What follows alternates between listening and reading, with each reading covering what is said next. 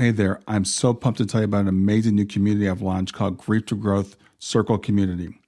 It's a space for people who are grieving to come together to support each other, and for people who want to know who we are, why we're here, and where we're going to have those conversations, all the things we talk about on the podcast. So I invite you to join me at grieftogrowth.com/community to become part of this compassionate crew. The best part, it's 100% free. And you have access to me in addition to everybody else in the community. In fact, the podcast will be there so you can talk about the things we talk about in the podcast right there in the community. There's also some premium content if you want to go deeper in the work I'm doing, but mostly it's about building relationships and community and about sharing resources and supporting each other. So come on over and check it out. It's grieftogrowth.com/community. I'll see you inside. Close your eyes and imagine. What if the things in life that cause us the greatest pain, the things that bring us grief, are challenges? Challenges designed to help us grow, to ultimately become what we were always meant to be. We feel like we've been buried, but what if, like a seed, we've been planted? And having been planted, we grow to become a mighty tree. Now, open your eyes. Open your eyes to this way of viewing life. Come with me as we explore your true, infinite, eternal nature. This is Grief to Growth, and I am your host, Brian Smith. Hey there, welcome to Grief to Growth, the podcast that helps you navigate through life's challenges while exploring who we are, where we came from, why we're here, and where we're going. I'm your host, Brian Smith, and whether you're tuning in for the first time or you're a longtime listener, I'm glad to have you with us. Today, we have a really enchanting guest. Her name is Jamie Inglett, and she's an intuitive healer, a teacher, an author, and the founder and CEO of Enchanting Earth, a gemstone jewelry and crystal shop. Now, Jamie had a spiritual awakening at a quartz mine in August of 2012, and since then, she's been on a mission to spread empowerment, love, and healing through the power of crystals. She has a master's degree in business administration and a successful banking career behind her, but she's dedicated herself now to her full passion of healing by crystals.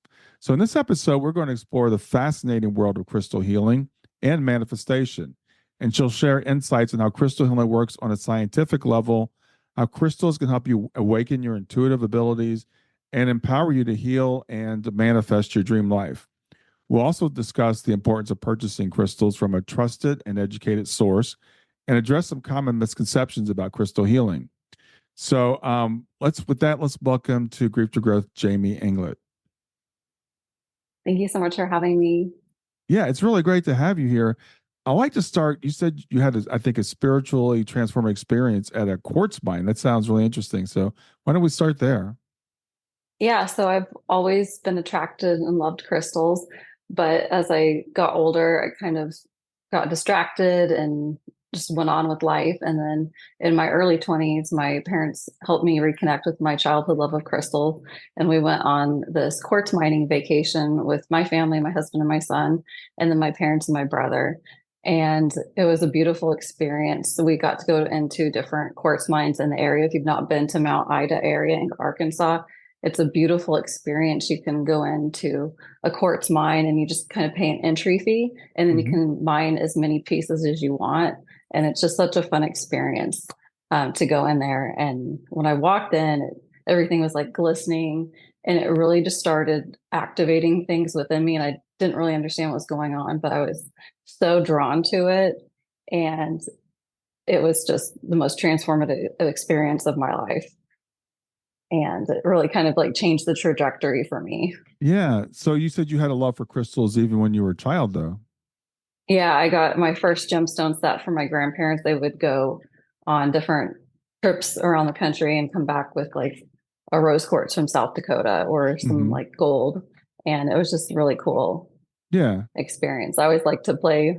We had a creek in my backyard when I was growing up, and there were all kinds of like fossils I could go back there and find. So it was always something that I really was drawn to. Yeah.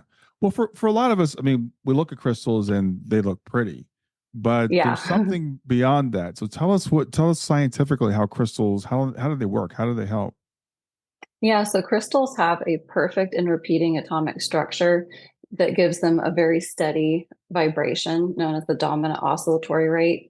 So when we're working with crystals, they are able to set an intention. We're able to set an intention with them, and they're able to retain that intention with their structure. Quartz is used in watches and different electronics for programming, for timekeeping. Hmm. So when we work with them by wearing them or putting them in our pocket, we're able to tap into their energy and use them for healing and manifestation, growth, and positive energy. Yeah, well, I think we've all heard of quartz watches. I think most of us don't really know what that means, but as I understand it, quartz resonates at a certain vibration, and by counting the number of cycles, we can keep time with it. It's if that I think it's pretty close to the way it works. Um, Yeah. so crystals we can use, as you're saying, we can set an intention, and the crystal can pick up on that. Yeah. And it kind of sends it out. So when I'm working with crystals, I'm very intentional about like the sourcing process, cleansing them to make sure that they don't have any remnants of other energy on them. So it's really important when you're working with crystals to make sure that they're from a good source and they're cleansed and they're ready to use. Okay. And what are some sources of crystals? What would be a good source, and what's a not so good source? Yeah, just I always kind of recommend shopping with like a smaller business. Um, most smaller businesses are really like invested into their pieces rather than like a large retailer that they're not necessarily going to know where it came from or how it was sourced. Like Hmm. if everybody was compensated fairly, if they're working in proper conditions, all of those things. Like there's a lot that goes into it. And like when you walk into a store and you see something that's like mislabeled or that's like not in fact what it says it is, those are kind of like a red flag as a consumer. So it just kind of what I've noticed is smaller businesses have a better handle on sourcing better and they're more invested in the pieces that they're offering. Hmm. So when I walk into crystal shops, to me, it's almost like when I look at like vitamins. There's all these different ones, Yeah. right? So there's, and so how do I know which crystal is right for me? I feel like we're kind of like drawn to the ones that we need. And sometimes it can be overwhelming when there's a lot of options. You're like, oh my gosh, there's so many. I Mm. always kind of go with like the first one, but you can use different methods. Like you can use like a pendulum or you can just go by color because each color has a different meaning. So, like if Mhm. you're wanting to attract more love in your life, you would pick a pink or a green crystal. And if you're wanting to feel more safe and grounded, you would go with like a red, brown, or black crystal. And those are more of like grounding, safety, security for the root chakra. So those are a few different ways you can pick which way, or you can just work with them because they're pretty. It, Yeah.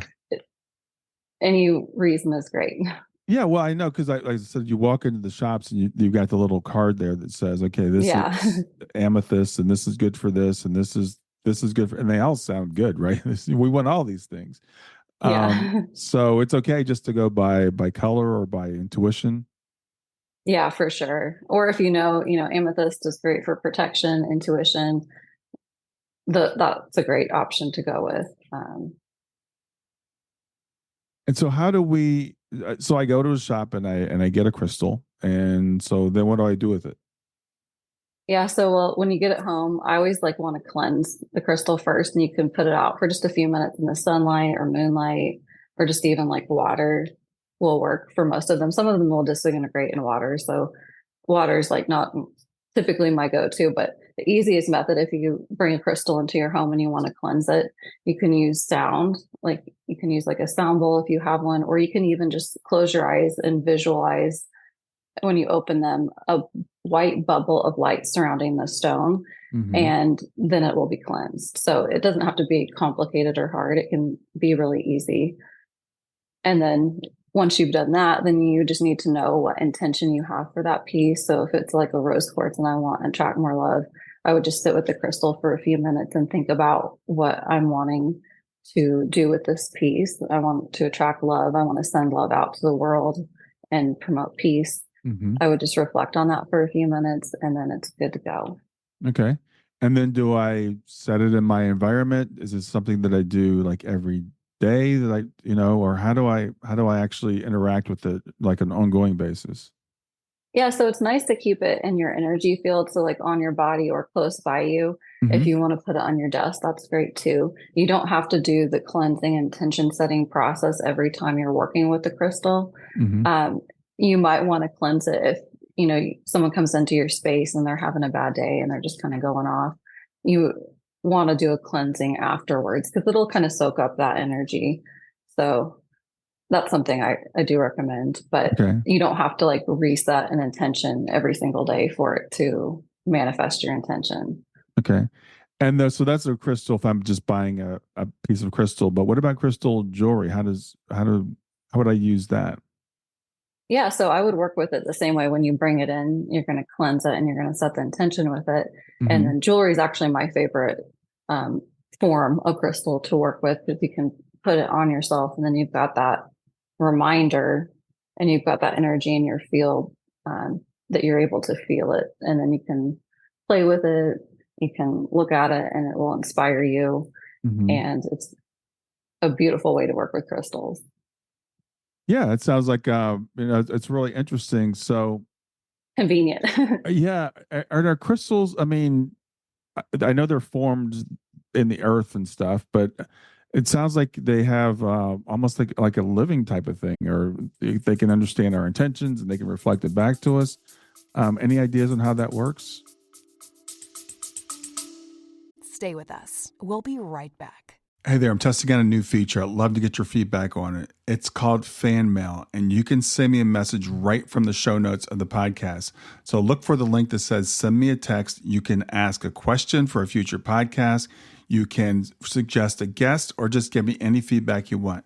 Just remember, it is one way. I can't text you back, and I will not have your name, your email address, or your phone number unless you include it in the message. Let me know what you think. Yeah, I feel like over time, since they do hold energy, they've Mm-hmm. picked up on all these vibrations and things going on through the earth. So, some things are good and some things are not good, but they hold something for us to learn from. And I think they're here to uplift us and help us heal and spread love and peace throughout the earth. They're just I feel like they're medicine from Mother Earth, if you will. Yeah, well, yeah, there is. I think there is a lot of medicine in Mother Earth. It's not you bring that up, but we know that there's plant medicine, and it sounds like, from what I'm hearing, these crystals are kind of, here also that we can use in that sense. So, what are as you as people interact with you and you've been talking to people about crystals, what are some of the misconceptions that you hear about crystals? Yeah, sometimes stores will give out like a certificate of authenticity. And if it's not from like a regulatory agency, the GIA is actually the best kind of like gemstone certificate you can get, but it's not like I wouldn't say worthwhile, but it's not necessary if you're just buying like a tumble or like a regular bracelet. You don't need the certificate. So it can kind of be a little bit of misconception for Hmm. people to think that it's not real if I don't get that certificate. It's not really necessary. I would only sell authentic pieces. There's just not there's costs that go into doing the certificate side, Hmm. and it's just not the price point is definitely going to add to that.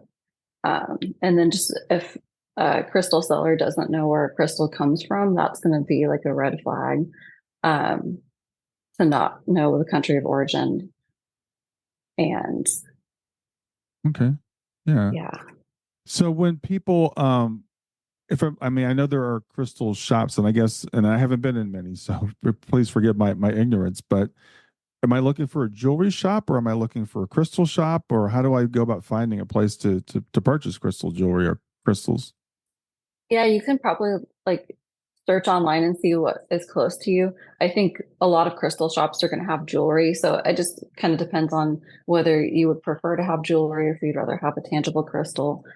I think most crystal shops are going to have both. And then just kind of seeing what's in your area. Of course, there's going to be a lot of stuff online. I go live on Instagram and I teach and share our offerings. A lot of it, though, is teaching, and I've got like a lot of free resources on our website. So you don't have to make a purchase or invest any money in to learn about the pieces. So we've Hmm. got a lot of it just out there on our website. And then I'll go live to like teach and like show how to work with the different pieces that we offer. Now, I know you obviously think crystals are really important because you left a banking career to do this. So what inspired you to make that change? Yeah, so I was still working in banking when I had my awakening, and then just over time, my desk grew to an office, and it was filled with crystals, and people would always ask me about that. But we actually went to a gem show in 2019, and then a few weeks later, I got my first piece of moldavite, and it was another spiritual awakening, and it really set me on a different path. I'd been kind of like manifesting a change. Like I wanted to have a job where I could work from home and still take care of my family the same way. And I didn't plan on leaving banking, but it just kind of organically shifted. And then one day my husband's like, you should really start sharing your crystals online. And I was like, really? Like I'd never done social media or anything like that. Hmm. So it was all like super new to me. And I just started posting, and then people started engaging and interacting with me. And I was like, oh my gosh, people like crystals too. And like it just grew into this community, and it's been such a powerful experience. Yeah. So tell me about your community because I know you do some online things with them. Tell me about what you do. Yeah, so I go live a few times a week, and I'll on Wednesday I do this like live where I kind of like showcase things, and we just talk, and like there's no like purchasing. We'll talk about the metaphysical properties, and I'll go over like the scientific aspects of everything too. So like it's composed of this and it's sourced from here, just different facts that you can learn about them, and then the metaphysical properties. Hmm. And then it's really interactive. So our community is always chatting, and like it's become like a gathering of friends every time we go live. So it's every week. And then um, it's just a lot of fun. Yeah. So I probably ask you to name your favorite crystal be like asking you to name your favorite child, but uh, what crystals if you top five, top three, what are the top ones that you are attracted to?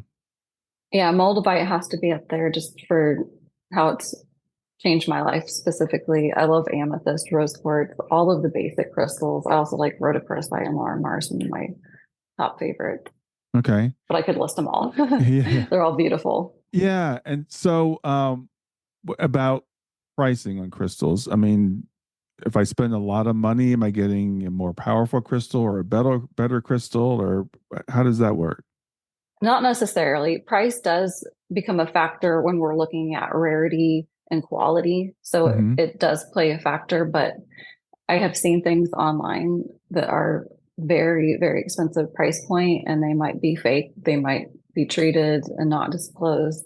So it doesn't always play into it, but the higher quality and more rare pieces are going to be more expensive. But you don't have to spend a lot to get a good piece. A larger crystal does have a larger energy field, but if getting a crystal into your life means grabbing a few tumbles, that's where you should start. That's a great start. That was my start. Like you don't need like a cathedral Hmm. to change your life. You can get a rose quartz tumble, an amethyst tumble, and start right there. So when you're talking about tumble, you're talking about a small piece that would be something you get to Yeah, sit on your desk or something.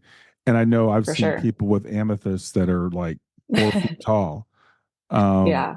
so we don't necessarily need that to get the benefits of a crystal. No, no, you just start with what you're drawn to. I feel like you're going to be drawn to a specific crystal for a reason, and just go with that. It's going to be exactly what you need. Okay. And what is Crystal Creed? Crystal Creed is my book. I wrote that after working with crystals for 10 years and Okay. kind of going through this journey offline by myself. Now, today, we've got a lot of crystal resources available online, lots of communities. Right. But back then, there wasn't a lot. So I wrote this book um, for myself back then, for my Hmm. community, for people that are starting their journey and don't know where to start.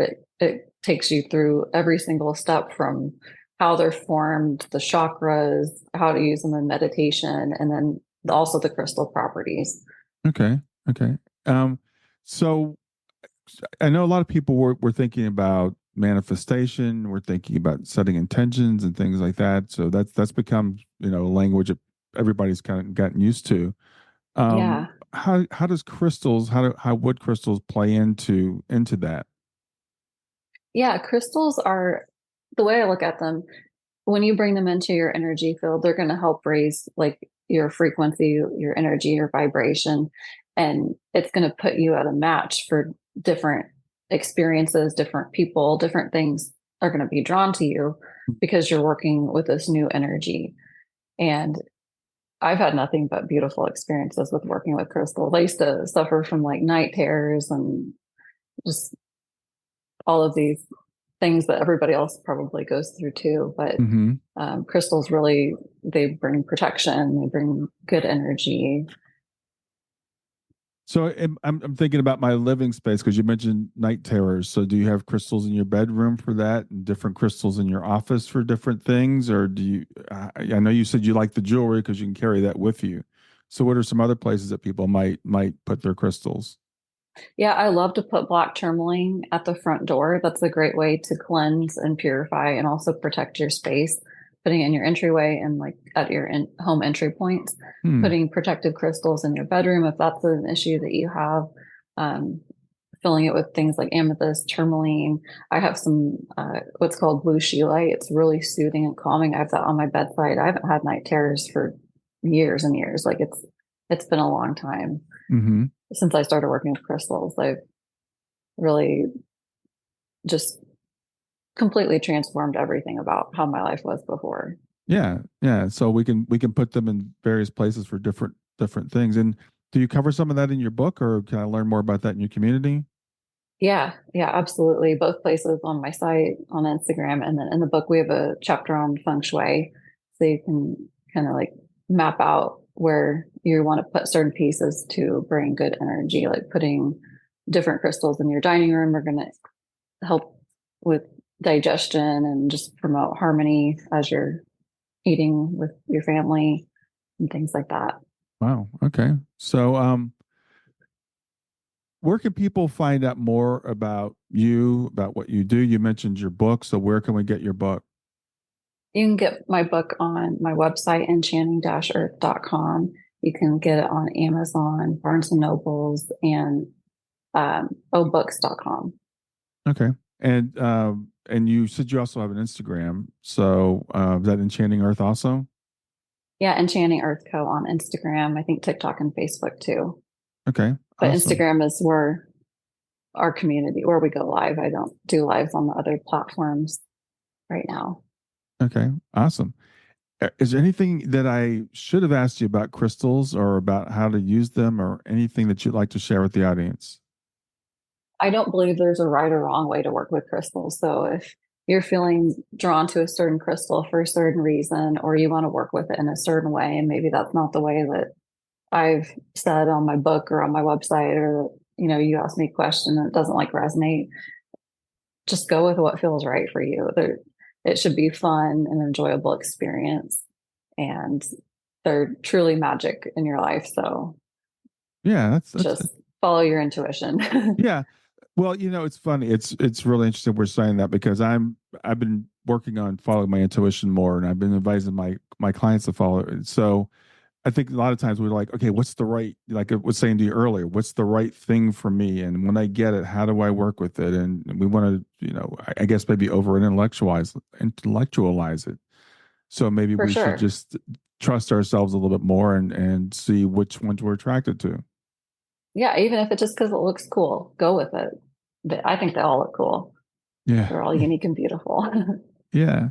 Well, Jamie, thanks for doing this today. It's really good to meet you and understand more about the crystal world and how we can integrate them into our lives. So, I would say to anybody listening, if you have any questions, make sure you follow Jamie on Instagram and get the book and check out the website. Yeah, thank you so much for having me today. All right, thanks for being here. Have a great day. You too. Thank you.